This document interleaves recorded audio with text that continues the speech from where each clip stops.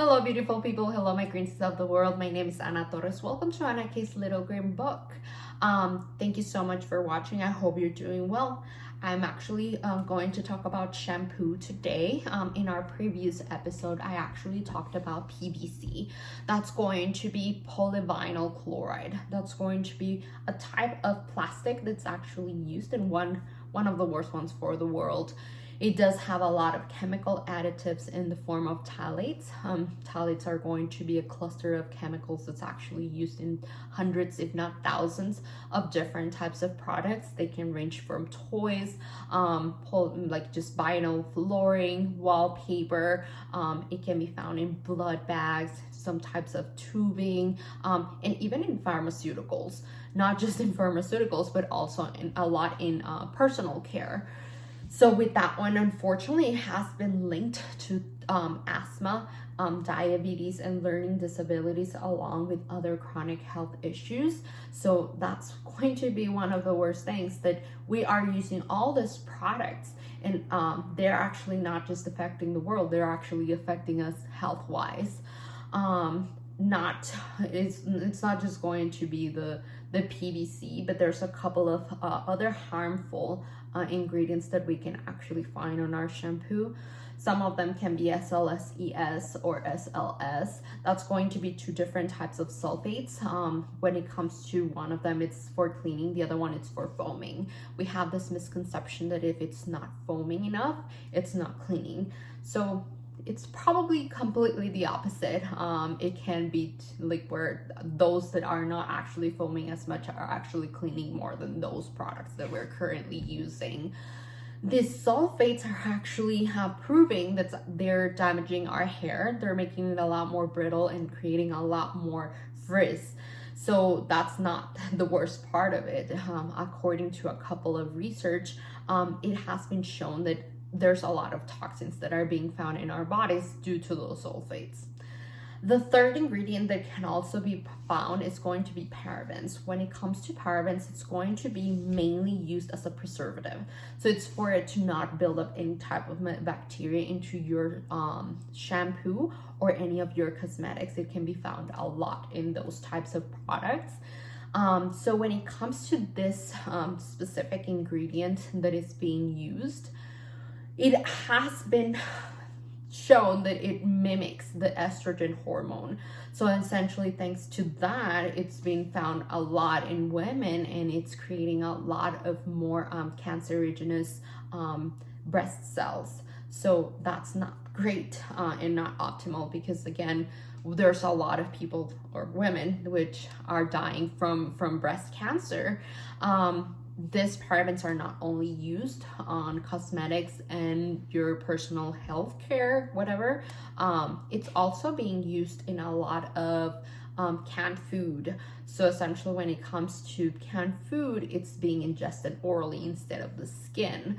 So as they keep doing research, they can find it on both males and females. But obviously, the amounts of parabens found in females are going to be a lot higher, just because it's correlated to the amount of products that we're actually using.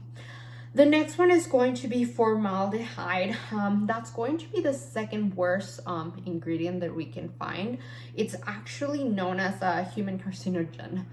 So essentially, this one is going to be ingested by the skin as well, and it is causing a direct correlation in between cancer and the use of it. And it is usually used as well as a preservative. The last ones is going to be just a lot of those synthetic fragrances and colors. Well, who doesn't want it to look pretty, right? What's wrong with that? Well, actually, there's a lot of hidden, very hidden chemicals that are being used for that. It's actually something where it actually is disrupting the reproductive system, which is not great, but it also can cause cancer, and it can also be going around, and it can be found in breast milk that we are giving to our children. So that's not optimal either. Again, all of this are very bad products. The main reason why I wanted to talk about shampoo is because it's one of the transitions that I have done that I found more rewarding, because I'm killing two birds with one stone. Not only am I getting rid of the plastic in which the shampoo tends to come, I'm also getting rid of all of those chemicals that are not just going into my body, but also into the water that we're using. So essentially what I'm doing is I use shampoo bars. There's so many different options. I can't even like begin to tell you how many of those you can actually find. So I've tried a couple of them. I really like local products just because we can be pretty much like focusing on helping those local businesses. But I did bought another one, which is called Love Beauty and Earth, I believe.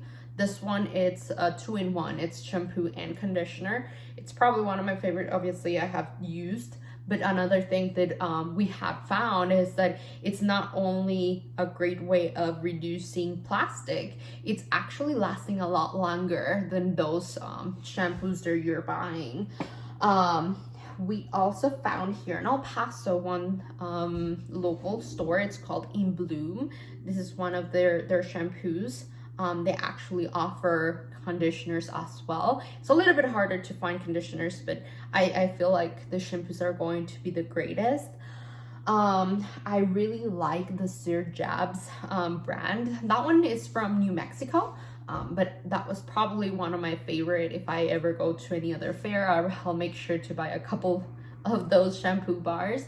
But Lush as well, we know that here in El Paso we have a store now, which was an issue because we didn't have one for forever. But now that we do, you can actually go in and buy some of those shampoo bars as well. You do have to keep it fairly dry.